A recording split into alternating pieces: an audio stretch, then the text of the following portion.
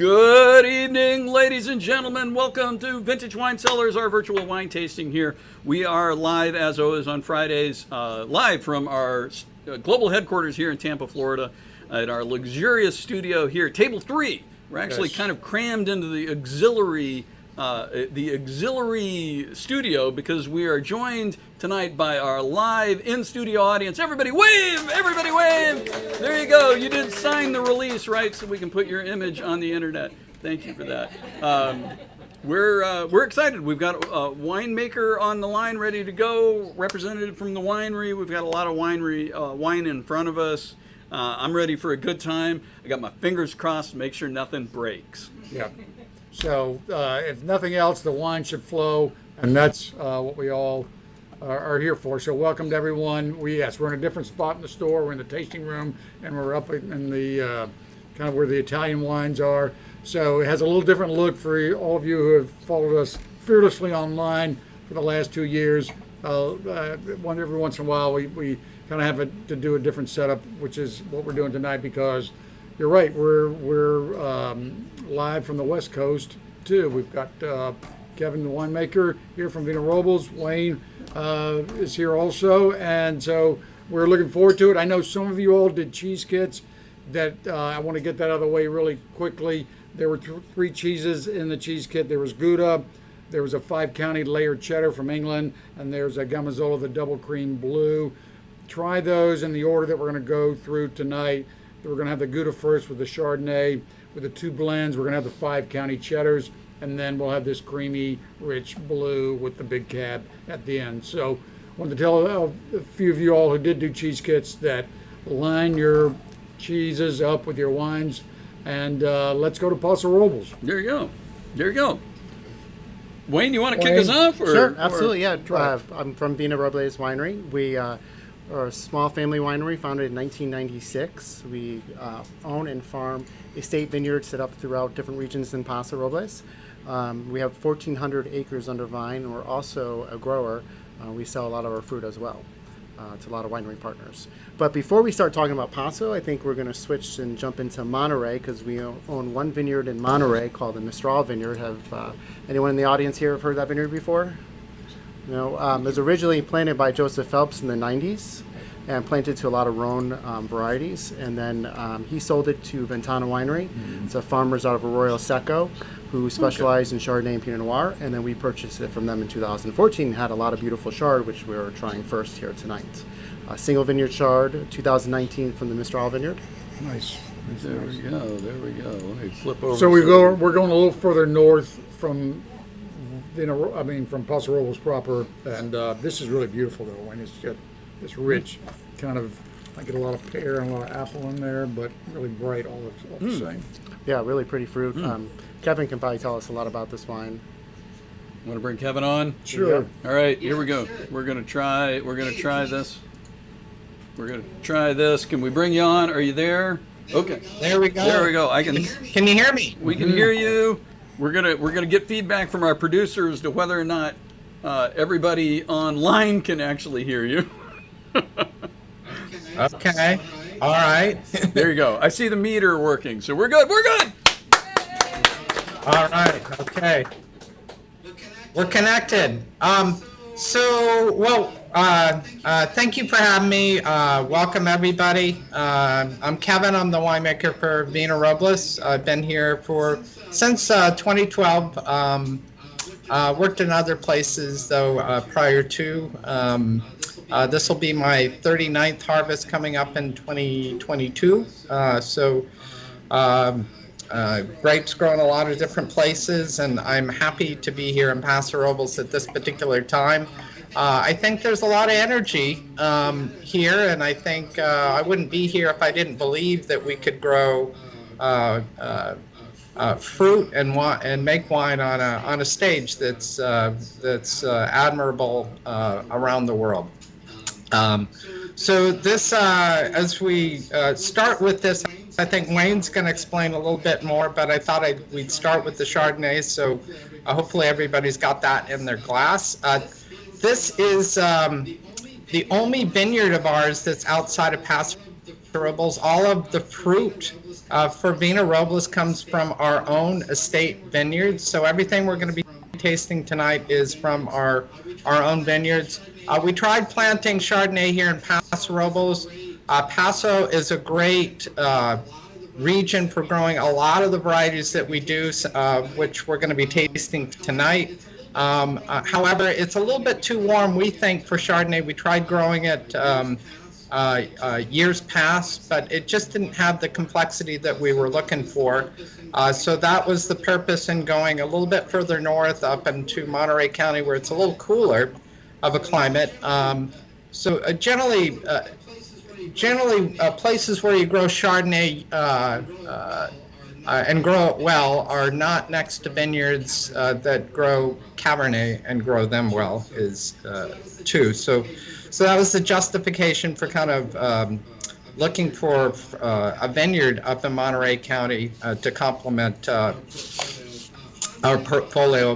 Hans Neff, one of our owner founders, was a big fan of Chardonnay. He was disappointed that we couldn't grow it that well here in Paso Robles, and that really kind of pushed the search for a better spot. And I think we found it here. I think what you'll find, we get those cool breezes, keeps things from getting too hot. We get that nice golden apple character coming from Chardonnay. I think, to me, Chardonnay always should have an apple-like character. That seems to be somewhat of a defining fruit tone. But I think when you smell it, you'll get aromatics of honey, honeysuckle, little lemon, little caramel. The Chardonnay, when we pick it at night, very cool, comes in, we press it, we settle it, we rack it, and then we inoculate it with one yeast that is a very, very slow yeast. It's used in champagne. Some of those champagnes that have that really creamy palate, they use this yeast that I'm talking about. It's not a very hardy yeast, so it can be a little problematic, but in winemaking, sometimes no guts, no glory. We could end up with a stock fermentation that doesn't finish. So what I do is I add another hardy yeast about midway through the fermentation to actually complete the fermentation.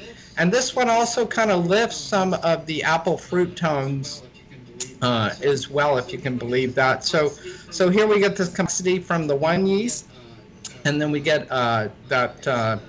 it's finished the fermentation. We get some of that apple fruit character coming through that is so luscious and likable, and which keeps us engaged with Chardonnay, making it the #1 white wine sold throughout the country. So. Also with Chardonnay, there should be some body, and so we leave the surlees on the yeast for about 6 months, and then you get that creaminess, a palate that builds in the mouth. So it's not just the nose and the aromatics and the flavors, but also look at the textures and just how rich and full it is. That's on a really the nice palate. wine. That's really nice. It does have body. You can taste that lees aging. I saw on the note that it was the whole thing aged on lees on stainless neutral oak. So yeah, that's a good question. Thanks, Jamie. A good portion of this is stainless steel fermented. Very cool. We can control the temperatures much better in stainless steel than oak. Fermentation temperatures can rise very rapidly. Wood's a good insulator. So if you start barrel fermentation in an oak barrel, your temperatures can rise easily into the 90-degree range or higher. And at those temperatures, some of the aromatic fruit profile, you can smell it coming out of the barrel. It's on a one-way ticket out, not back in. So with the barrel fermentation, actually, I wait until halfway through the fermentation, keeping the wine in stainless steel. Then I transfer it into barrel. That way the temperature doesn't get too hot. It completes half the fermentation in barrel. That way, again, temperature doesn't get too hot, but you get that barrel fermentation characteristic. It's a little bit more tedious because it's harder to fill the barrels when it's fermenting. But I think it's a better way towards retaining some of the fruit characteristics in the barrel.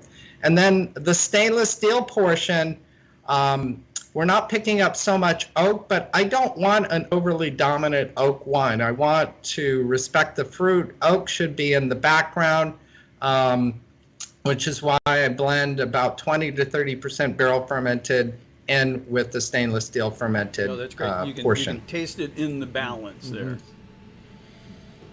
It's beautiful. It's got a little bit of smokiness to it almost Thanks. in a way. I mean that in a. What do we have from the audience? Yeah. Empty glasses? Cheers. Yeah. Cheers. There we go. Here's- There we go. There we go. We have some Chardonnay, longtime Chardonnay fans here, Kevin, and they're giving it a big thumbs up. So that's awesome. All right. Okay. Well, it's I'm trying to come up to speed. It's a little early for me out here on the West Coast, but you know, as Jimmy Buffett put it, 5 o'clock somewhere, right? There you go. Or 7 o'clock. Close enough. Well, tell us a little bit about, I know as we're getting ready to go into the, red wines. Maybe tell us a little bit more about Paso as an area, a growing area for red wines. Jimmy and our service team are running around trying to refill glasses. So while they're getting ready, maybe tell us a little bit about life in Paso. Well, life in Paso. Well, for me, oh geez, Paso is a region. It's a very warm, growing region. I think Wayne was going to talk a little bit about Paso Robles itself, but I think he was going to cover this portion. Why don't you start off, Wayne, and then I'll. So just to kind of summarize, we're a Central Coast region. We're halfway between San Francisco and LA. And we're approximately in geography about 35 miles wide and 25 miles long. We currently have 11 sub-AVAs, and we do about 40,000 acres under vine. To give you context, Napa has about 45,000 and Sonoma has about 62,000. So we're pretty high up there. Our AVAs were granted in 1983. Today we have 11 of the sub-AVAs, which gives us a lot of different microclimates to work with. And even in some of our vineyards, we have a lot of different microclimates. It actually got its start in the 1700s, Paso Robles wine growing region, by the missionaries that were there. They were the first to plant some vines, and they actually gave Paso Robles their name. Roughly translated means Pass of the Oaks, because the region between the missionaries was these long undulating hills of these really beautiful 300-plus-year oak trees. And that's where we are in Paso Robles. Kevin was alluding to, we have really nice warm days, but we have very cold nights. To our west is the Santa Lucia mountain range, and that gives us a little buffer from the ocean. That's why we're warm during the day. But we get the cold ocean air that comes into the Templeton Gap and the Salinas Valley, and that really kind of cools down the vineyards. When I'm there, I notice it coming in around 3-4 o'clock, whipping winds, and we'll get 40-degree swings, and that really helps retain the wines. So we've talked about a couple of these other areas that are really coastally influenced or gapped influence. I'm going to try to pull our heads down just a little bit temporarily there. I see on the map that we can see the Templeton Gap, and there you go. If we cut our heads off, you can see the ocean there, and you can see those coastal breezes come in. I know we've talked about that in Oregon. We've talked about that in Napa. But here's another area in California kind of getting that coastal influence. Hot days, cool nights. That's right. Yeah, we're about virtually our vineyards are within about 20 to maybe 25 miles from the Pacific Ocean. Some as close as 12 miles to the Pacific Ocean. So we're very coastally influenced. And as you alluded to, that Templeton Gap is that major gap in the mountains, the Santa Lucia Range, where the coastal flow starts pouring through. Wayne mentioned about 3 or 4. Oftentimes, things will start heating up about 1 or 2, and then the breeze starts coming into the Paso region, start cooling those temperatures down. So even on days that get up into the 80s, 90s, sometimes we'll hit 100. It's very common that at nighttime we're in the 50s. So that's very good towards ripening conditions, but it's also good towards at nighttime retaining good acid, getting down those cooler temperatures. I live here, and I seldom need to turn on the air conditioner at all. Just simply open the windows at night, close them during the day, and you're good. So now, let me see what I see how to slide up a little bit on some of the vineyards. Did we want to talk about those at all? So there's a map kind of dialed down. It looks like it carries our estate vineyards. You can see most of them. I think, I'm not sure what you're seeing, but I'm kind of blocking a little bit of one of the areas or so, Adelaida. Wayne mentioned there are 11 districts Paso Robles is separated into. We have estate vineyards in 5 of those districts. You'll see Terra Bella out there, vineyard. It's out in Adelaida. That's actually a complex of, there's 3 adjacent vineyards there. Terra Bella, White Cliffs, and another vineyard that more recently planted called Bear Valley. We still kind of refer to it as Terra Bella, but it's really 3 vineyards that are out there in Adelaide. It's about 400 acres all total. That's some of our hilliest terrain out there in of our estate vineyards. Elevations tend to be about 1,700 to 2,100 feet for the vineyard plantings, which for here, there's some of the highest elevations in Paso Robles. And the geology of the soils out in this western section of Paso, they are much younger soils, geologically speaking. There's been more recent geological uplifting. Sometimes we have a few minor tremors out there. So it's still kind of, things are still moving a little bit out there. But what we are is, we're an ocean bed. We're the Pacific plate that rose up against the North American plate. So a lot of, and basically a seabed, an ocean bed that has kind of risen up.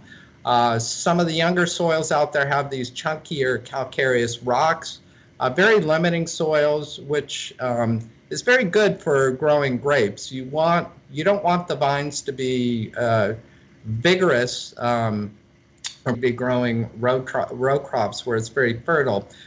You give the vines too much of that, and it just wants to grow vigorously, vegetatively. It doesn't have as much incentive towards going into berry development, which is what we want. And how, if we can get the vine to in the root zone for the soils to dry out, and not give it too much nutrient, it starts shutting down its vegetative growth cycle mid-season and starts putting into energy into berry development, which is what we want. But key to it is having limiting soils that are where you can dry out the soils mid-season.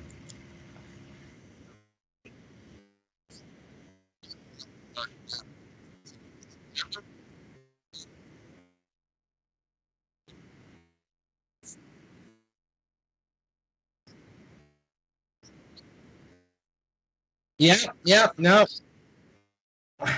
Sure, sure.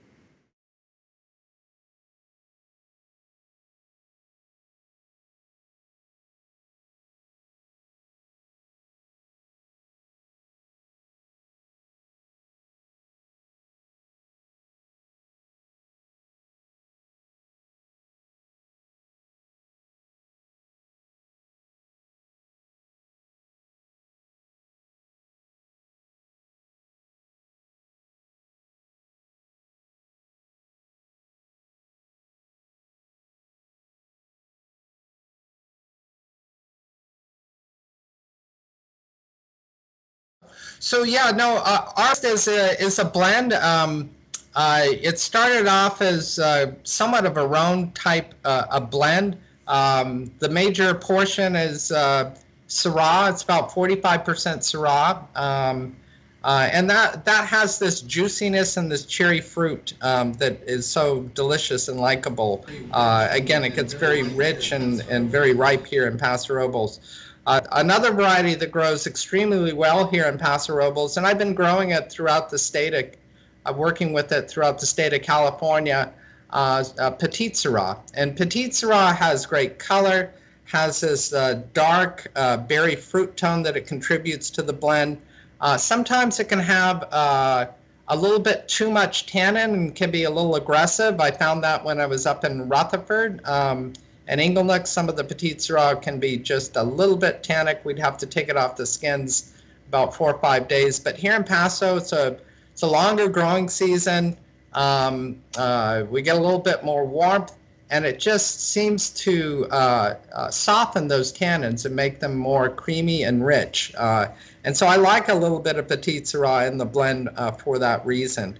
Grenache, it just has this delicious fruit. It has this kind of cranberry kind of cotton candy-ish confectionery kind of character too that kind of comes out. It just ties in really well with the other components, but it just really lifts the nose and the flavor profile. Tannat, we tried working with Mourvedre in the past on this, but I find Tannat is a better blender. Mourvedre can be kind of a little add a minerally component, give it a little bit more interest. But I find Tannat has a little bit of that, but it has more of a fleshy texture to it, which ties in better to the other three components. So we've made some adjustments to the blends over the year, and we find Tannat is just a little bit goes a long way towards kind of complementing the overall blend. So here you have a blend. It's not meant to be a blend that you have to hold on for a long period of time. Although this will age, it's meant to be soft, approachable, so that you can enjoy it now. It's meant to be pair with a whole host of food, or just enjoy it on its own. You don't have much of a tannin overhang. I think you'll find this is our softest red wine that we make. Very approachable. I tell people, if you're going out to a picnic or and you're not sure what's being served, whether it be chicken or burgers or pizza or sandwiches. I mean, this is something that pairs pretty well with all of those. This does have a lot of fruit, a lot of good fruit balance, a lot of ripeness, a lot of juiciness, a real crowd pleaser. I admit I eat a lot of work dinners, and I'm always looking for a wine at the table that is that everybody can enjoy, that'll go with whatever everybody's getting. And I think this would be a great restaurant wine. It would be a great picnic barbecue wine, good Florida wine. It's really, Kevin, it's juicy, bright, and clean. It's just really delicious. Can I just stop just for a moment? I think Tracy's telling us that there's a question from some folks, I think, online. Yeah. Yes. So one of the questions was Road Rangers. Road Rangers. This past weekend, did Vina Robles participate this year? So I guess the question was, there's a big industry event or event called Road Rangers that's in right in the area where you are. Paso, yeah. Did you all participate? Wayne, do you know? Kevin, do you know? I'm unsure. Yeah. So we're members of the Roan Ranger, and we do participate with that. I mean, we make a range of wines. So we do some Roan varietals, and that's captured in the Arborist. I'm not sure Tannat would qualify, but the other varieties certainly would in that book. We also make a Syrah. that sometimes we feature with the Rhone Rangers and a Viognier. But we're going to get to a few other varieties here a little bit. We also, by far, Cabernet is probably our biggest. Our interest is what we find with the consumers, and it's something that grows extremely well in our vineyards as well too. So Paso can grow both some of these Rhones and some of these Bordeaux varietals quite well, and we're in some cases we're picking and choosing certain spots to kind of accentuate some of the styles that we want for each of those. Perfect. I think we've got one more question. Yeah, and so do the blend percentages tend to stay the same from year to year? Do the blend percentages tend to stay the same? So they will vary a little bit. What we're looking for is consistency in the profile. So we want to make sure that it is, that texture is very smooth and very even, and we want to kind of get those lifted fruit tones. The dark cherry fruits, the plum. And I think I heard earlier juicy. It does have this juicy tannin texture. It's very soft and supple into the finish. So we're looking to kind of balance that all together. It's that finish that really kind of keeps you coming back. I remember when I was at Chateau Petrus with Jean-Claude Barraway, that was always something that he emphasized in his tastings. Is I noticed how the finish has got to be there, because that's what invites you back to the wine. There you go. And one of the questions I guess would be also, how about the name? The arborist. The arborist. Yes. Yeah, maybe I can chime in a little bit here. Yes. So we came up with this bottling Yeah, as yeah. kind of in honor of one of our founders, Hans Neff, and an arborist who saved a 300-year-old tree in our Jardine vineyard, which is the same one on our logo. Our owner has been always very good conservator of the land. We actually have never cut down one oak tree in planting all our vineyards and building our winery, which has been great. We solar power enough energy to power additional 400 homes besides our winery. Recycle all our wastewater, our stormwater. And we came up with this arborist as a little bit of an honor for that, but also we donate trees with a portion of every bottle sold. And to date, we've planted in a vintage and a half 16,000 trees with proceeds from this bottling. That's awesome. Really awesome. Yeah, we just updated this off the website. We had to go to the counter. I think the first slide I had 14,000 trees. We had to go to the website and do a quick update. So 2,000 trees between the time the slide was made and the time we showed it to you guys. So there you go. There you go. Yeah, and we partner with One Tree Planted. It's a foundation based out of Shelburne, Vermont. Great little town if you haven't been to it. Shelburne Museum, Shelburne Farms. yeah. Good cheese. Absolutely. Yes. Okay. Awesome. And they plant trees through, I believe it's now 43 countries in the world. So yeah, it's a great foundation. That's great. Excellent. Well, we're going to do I have to say that when I was trying to select which wines to taste tonight, I decided to go for the most great varieties that we could taste. So that's one of the reasons why I picked the two blends. And we're getting ready to try the second blend. I think everybody's ready for it. I think great. And it's on my list to go to Paso the next time. But you can grow a lot of things in this particular part of the state. So here we go. We're going to do, I think, round we two. left Dave behind on the last Yeah, trip. yeah, I know. We went Well, I've without already him. bored everybody to tears. Why I had missed my chance in early 2000, and I did not go, but it's on my list to. There you recap. go. Dave, you want to go to Paso? Well, maybe later. yeah. See ya. We were out. We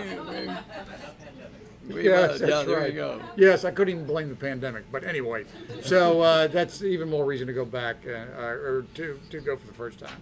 So what are we going to taste now? It looks like the 4. 4, yes. It's The four reserve. Okay, There we I go. got that.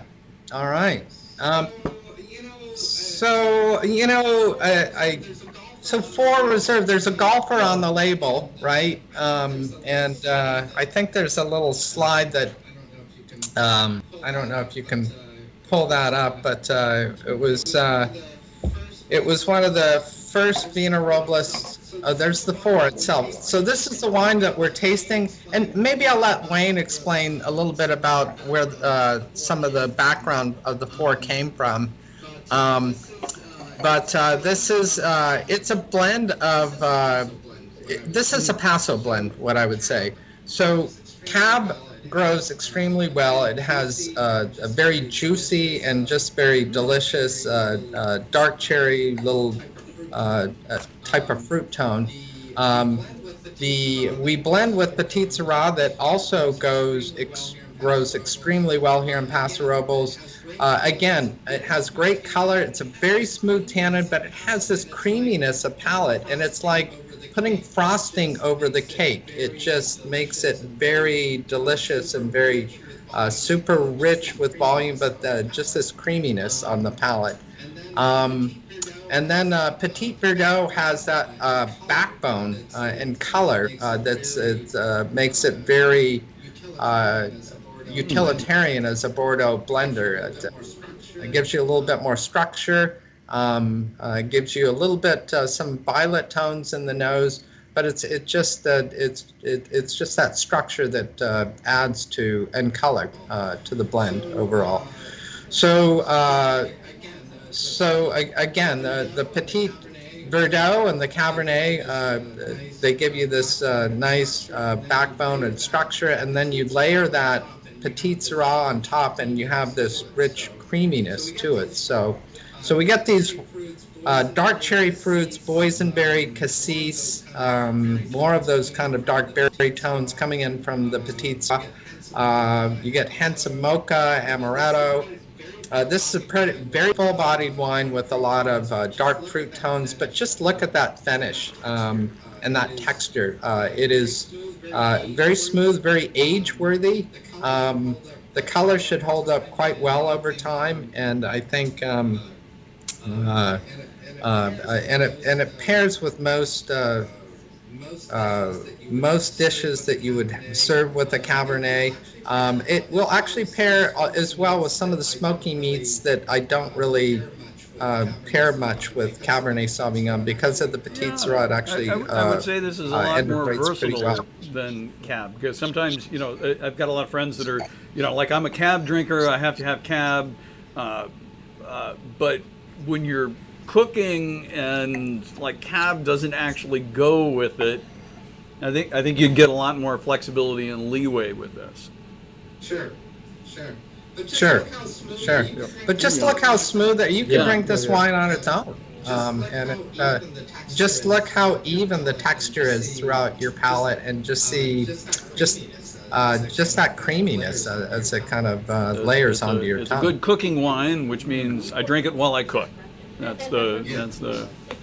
Kevin, Yeah. I have to ask you, can I ask you, So there's a- Cabernet seems to thrive where you all are, and Petit Verdot, which is like this in the family of Cabernet varietals. It's a color varietal, but Merlot does not really grow that. I mean, I don't see it, and your neighbors don't seem to grow a lot of Merlot. I think Cabernet and Merlot are kind of the same, but maybe not there.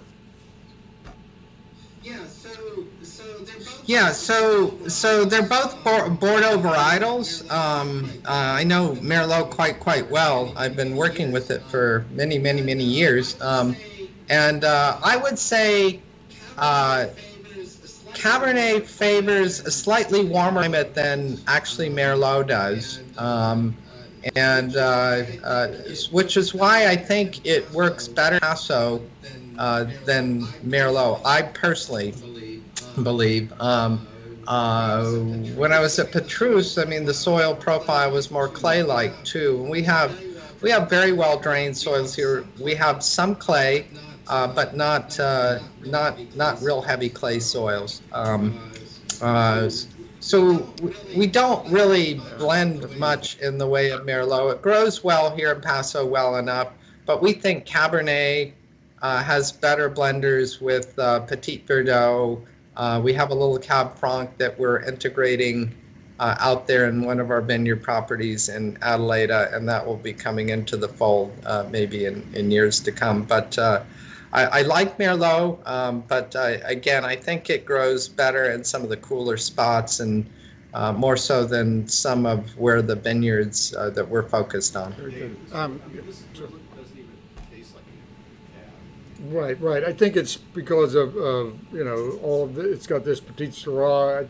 I think Syrah and Petit Syrah are just a cure-all for everything. Is my no, and it's you're right, Randy. I think it's just Kevin said that too. It's just totally accessible. Like right now, this is 2018. I think this is one vintage back, but it's 51% Cabernet. But it's just all right there right now. Just no bite, no harshness. It's just amazing that it's just. Yes, it is. It's already seamless. I mean, it really is for. Yeah, I think so. Yeah, And one thing, if you notice, compared to the arborist, you'll probably note a little bit more weight increase and a little bit more structure into the mouth, but and probably just a little uptick in that creaminess as well. we came up with this label is in our Jardine vineyard, which is the first vineyard we planted. As we were planting the vineyard, it's adjacent to a golf course, and we actually dug up a ton of golf balls. And this guy, because there's a lot of bad golfers, I think, in Paso, from what I can gather. And so some guy offered us $10 for all the balls, and we gave it to him. And that was our first and only source of revenue for quite some time, and it was a great motivator for us to keep moving forward as a winery. There you go. Yes, thank you. Use golf balls or wine. Two different, very, very different business models there, I think. But Oh, there's a question. Do you make Joyce. cab strong? The question was, Wayne and Kevin, do you produce a pure Cab Franc? Maybe. We don't at this point. We grow a little bit of Cab Franc in our vineyards. We sell most of it to somebody.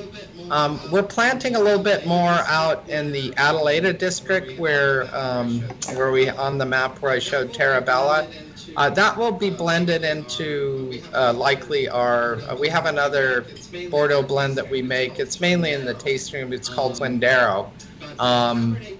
But Cabernet Franc I like. It's a little finicky, more finicky than Cabernet Sauvignon. It can be more variable from year to year. But when it comes in, it tends to have these nice Bordeaux characters. You get the kind of cassis, licoricey, olive tones, Cab Franc, and then you get this. The texture-wise, it has more of this chalky cocoa powder texture on the palate, more so than some of the other varieties. But that's when you get it right, and I think we're finding some of that in these new plantings out in Adelaide. So maybe again, we'll probably incorporate a little bit of that in some of these blends. Cabernet Franc. Sorry, go ahead, Kevin. But we don't. To be clear, we don't do a standalone Cabernet Franc at this point. It seems like Cabernet Franc is, there are places where it does really well. I know Virginia does pure Cabernet Francs, and I think Australia, some kind of unusual places. I think everybody's intrigued by it. It's one of those varietals. I know it's kind of I think its history is total blending, but everybody likes standalone wines these days, so I think that's why maybe the question was asked. And it seems to be you can get modest versions of it, and then you can get very small production, extravagant versions of it. Not a lot of middle in between, but anyway, I just the Cabernet family, Merlot, Cab Franc, Malbec. It seems to be what everybody is totally intrigued by. But this wine is just very, very delicious. I just can't believe how polished and how soft. I think that, it's a very approachable, very drinkable, but not simple. I mean, that's one of those things that I look for. It's like I don't want to drink a simple wine.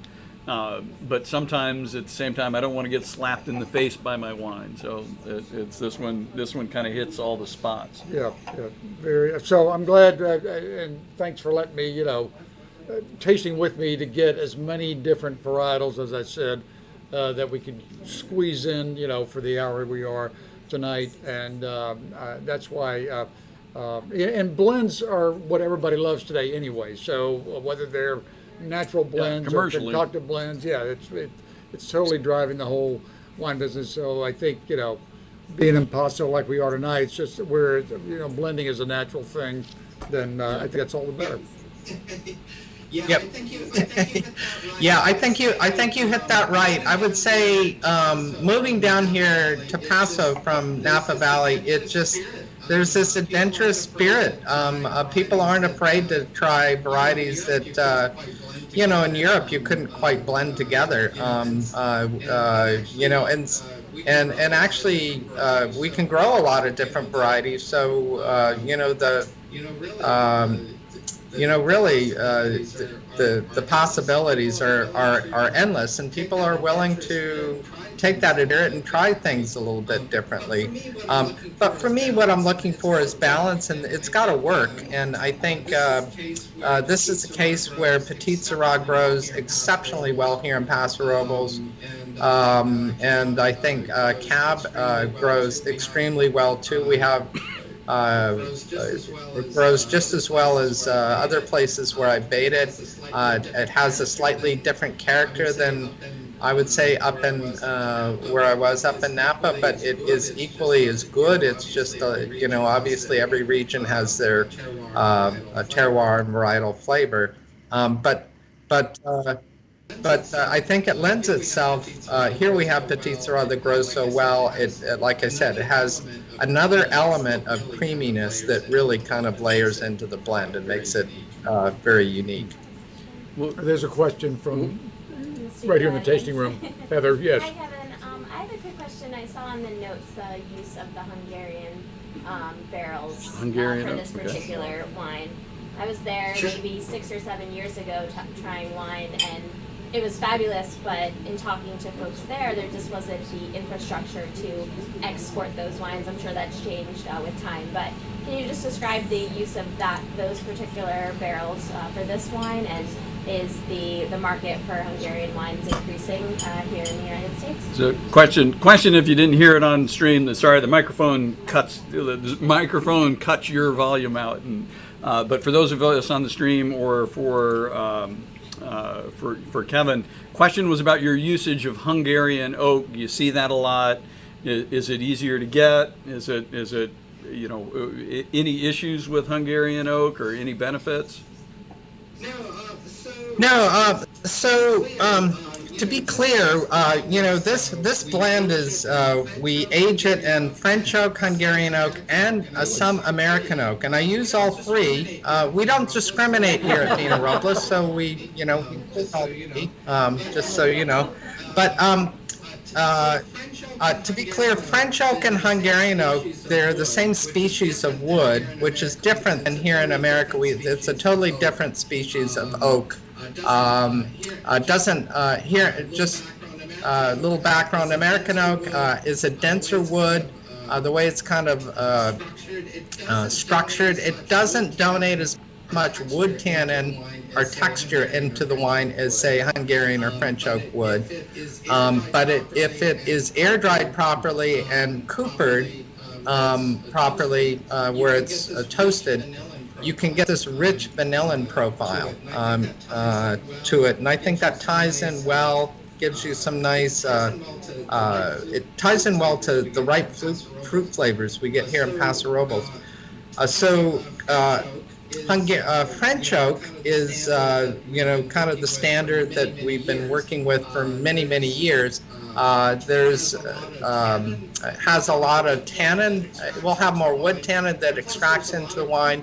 And plus there's a lot of coopers who've been doing it for so many years. How they toast it over a period of time really kind of helps define the signature character of extracts that come into the wine. Things like some tones that you may pick up as slight chocolatey tones, or coffee, or mocha.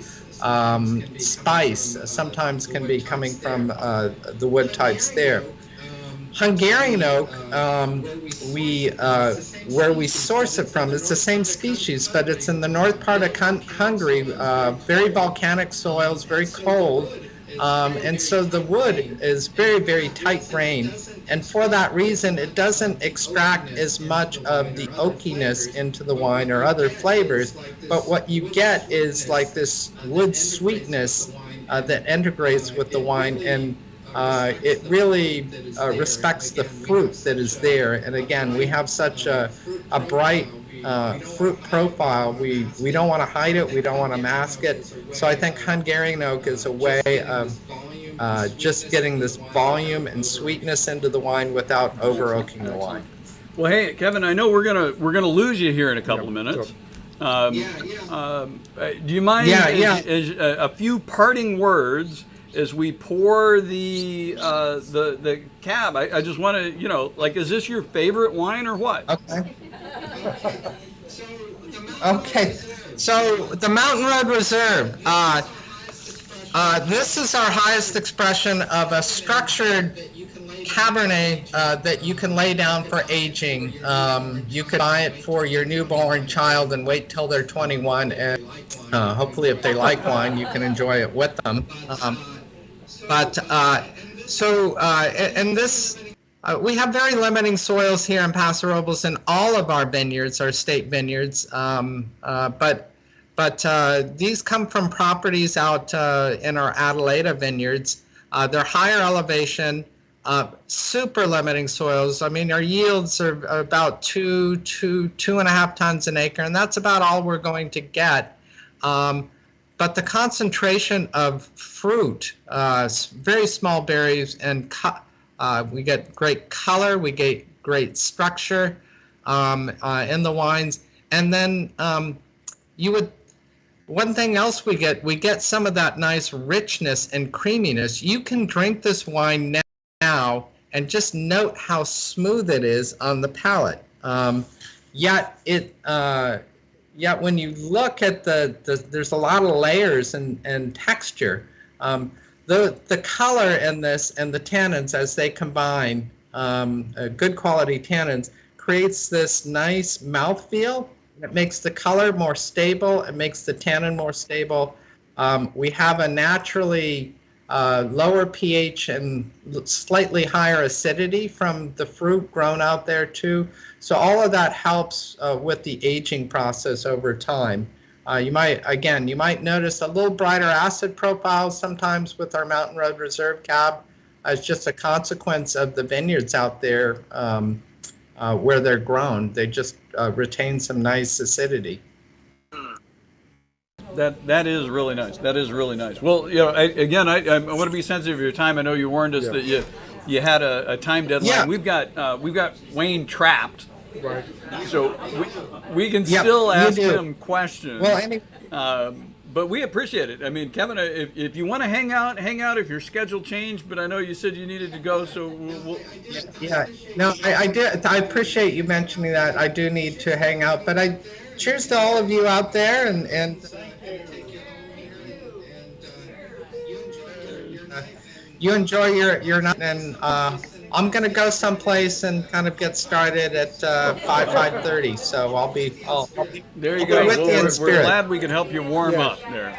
Thanks for being with us. Cheers. Thanks. Cheers. Thanks. Cheers. All right. Let me make sure. There's a question. I do believe. No, it's not. Okay. It is primarily Cabernet, but we have 3%. What was the question? Verdot. Is this a good cab? I missed it. I missed the think question. it's 100%. No, Oh, okay. There we go. it is We're on the right way. 97% Cabernet Oh. and then 3% Petit Verdot. I consider that pretty close. Yeah, we go. should show some of the vineyard pictures. Yeah, let's take a look at the vineyard pictures. Adelaide We've got district. some. Which ones do you want to see? Let me Show the mountain vineyards, which are do. Which ones? those, yeah. Which ones? That one's good. Terra Bella's Yeah, good. those and the White Cliffs. Let's go. So we're gonna pull up some. We're gonna pull up some pictures here. Let me go back to button pushing. Button pushing is hard. There we go. Terra Bella Vineyards. So this is Terra Bella. So we have the 3 vineyards in the Adelaida district, and they truly are mountain vineyards. And to give you guys a visual, this is our Terra Bella vineyard. You can see. What is that fog down below? That's look fog at down that. below, Yeah, yeah. there we So go. up here, we're about 1,700 feet above sea level. And then for context, the vineyards that are in the eastern part of Paso are around anywhere from 900 to 1,100, sometimes 1,200 feet above sea level. So not huge bit of drop if you Good. think about just a couple hundred feet, but you can see the topography is completely different. Still super steep, super low. And is this one? I know this one, or no? I've got the bottle for the 4. I need the bottle. Yeah. for So the Mountain Road Reserve all comes from these vineyards here in the west. If you could put up a couple of the other ones. Which one? Let's see. That White one. Cliffs? Yep, How about White White Cliffs. Cliffs? There we go. White Cliffs. So here's another, I think, a really good snapshot of what the mountain vineyards look like up there. You can see all the beautiful oak trees. You can see the Yes. topography. You can see how steep it is. Well, I can see how steep it is. It's how do you pick that? So that- it's not easy. There's a slide that shows you one of our tools for it with the tractor. Look at that. Look at that. So Oh yeah, that's yeah, like we a have- bulldozer. you can see that we have tank tracks on it. Yeah. Yeah. Because regular tracks won't work in that kind of grade. So yeah, a little different extreme farming out there. But we pick everything by hand out in Adelaide District. So I happen to walk up some of the steep vineyards myself. It's an incredible workout. Good exercise. Legs day. Yeah, Don't skip absolutely. legs day, folks. That's Yeah, so if you do want to work out and you want to sign up to help and harvest, yeah, come on out. and we got lots of hands. Well, this wine is totally delicious and totally round and big and rich all at the same time. Yeah, there you go. Now that Kevin's not on the line, we can tell you what we really think. Yeah, I'm sorry.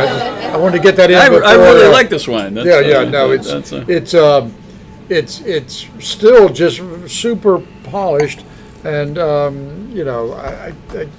think it was 20 months. I think it was 20 months in the barrel. That is correct, yep. Yeah, that's a long time. I mean, 18 months is 16, 18 months, but it doesn't seem to,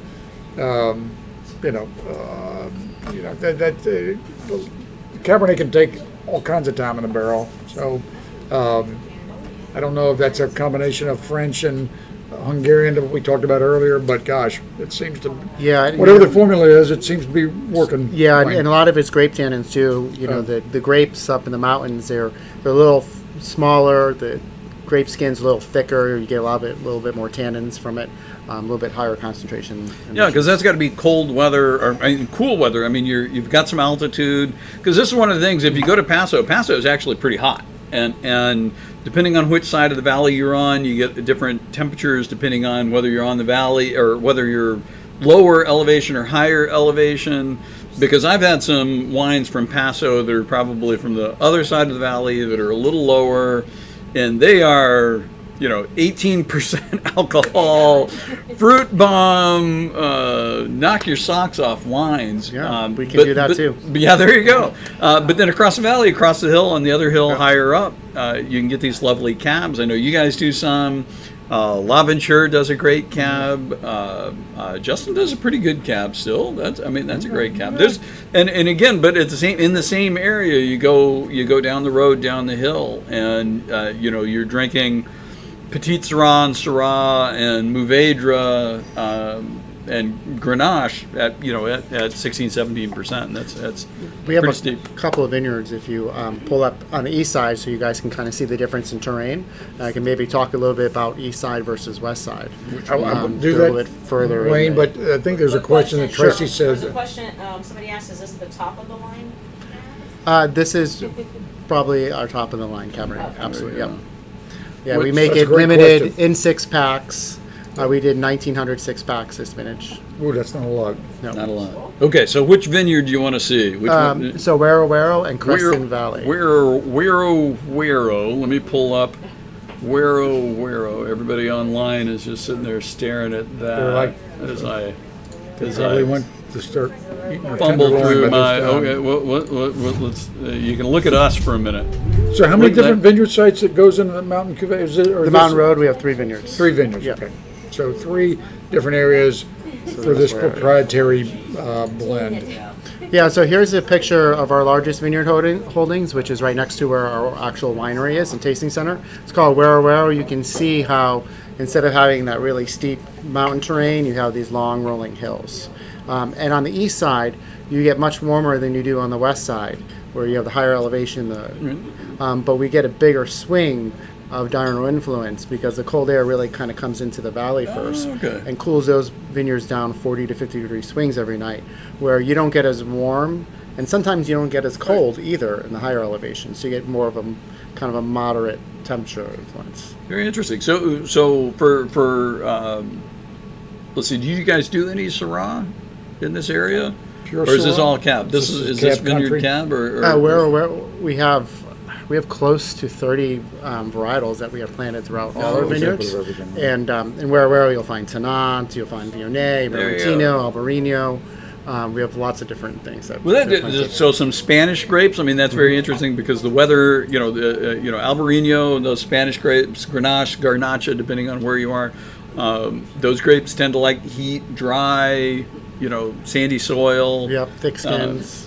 Thick skins, a lot of tannins. I mean, what does that do for when you pick? I mean, I'm assuming they ripen at different times. It's very complex when you have 30 different varieties. When you have different varieties ripening different times, but you can have the same variety ripening different times within the same vineyard, right? With different exposures. So there's a picture we actually can put up in one of our vineyards with the grapes. You saw that, yeah. So that's Kevin. So it's not only tasting, looking at the grapes and measuring bricks and all that other stuff, but you want to taste what the flavor of moment, and you want to look at the seeds. So he'll go through and he'll taste all the different blocks, and then he'll spit out the seeds on his hand. It's kind of interesting to do, and you'll see the colors of the seeds, and you're getting the better understanding of where the grapes are. Yeah, when I saw this, I thought these were ladybugs. I thought, oh, ladybugs, and then Wayne's like, no, he spits the seeds on his hand, and I'm like, oh, okay, well then. It almost look like skin tags. It's not as cute as I thought. I thought it was cute. Oh, how cute ladybugs! There we go. Actually, next time we do a presentation, we need to do like a little lottery so we can guess what it is. Who can guess what it is? Actually, that is an amazing idea. Yeah, I don't think anybody would guess. I spit the seeds on the back of my hand. No, so that would be that'd amazing. At the bottom. That would be the most creative guess. But here, again, look at this soil. Look at that. A combination of soil, slope, rocky soil, dry, runs down the hill. This is much really more rugged than I would have thought. Definitely more rugged. Yeah. Absolutely. So you all, thanks very much. I know we're probably, I think it's beyond 8, isn't it? No, we're not. Well, we're close to 8, but I think we've lost control of our in-studio audience. I know. We had some folks that drove away, drove a long way. We may close the stream to let the party start here. So I know, and the folks that are on the stream probably are ready to have their dinner or do something else. But anyway, thanks for everybody who bought kits. Thanks for everybody for being here tonight. We'll get you a whole new slate of things for next month. We'll probably do the same thing we've been doing, some in-store, some seated, and some virtual studio live things. Thanks again for being here. Thanks, Wayne. Thanks, Kelly. And thanks to Kevin for letting us. That was great talking to a winemaker. That was amazing. On the West Coast, 3 or 4 hours away. I think that's awesome. So, cheers, everybody, and we'll see you soon. Cheers. Have a great weekend. Cheers.